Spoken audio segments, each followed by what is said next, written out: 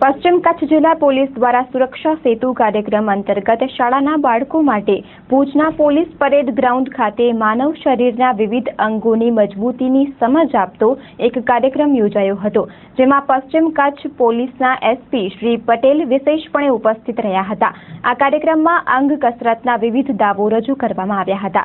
કોઈએ પોતાના વાળ સાથે રસ્સો બાંધીને ભારેખમ વાહનને ખેંચવાનો પ્રયોગ રજૂ કર્યો હતો, તો કોઈએ પોતાના દાંત પર ભારે વસ્તુ રાખીને તેને બેલેન્સ કરવાનો પ્રયોગ રજૂ કર્યો હતો, તો વળી કોઈએ પોતાના શરીર પરથી જીપ પસાર કરાવીને બાળકોને આશ્ચર્યમાં મૂકી દીધા હતા।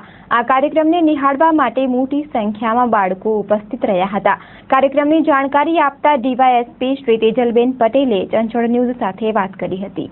ખાસ કરીને સ્કૂલના બાળકો અને એસપીસી કેડેટ્સ જેટલા પણ આવી શકે એમ હતા નજીકની સ્કૂલોના, એના માટે આ પ્રોગ્રામ એટલા માટે રાખવામાં આવ્યો હતો કે એડવેન્ચરસ સેન્સનો એમાં વિકાસ થાય।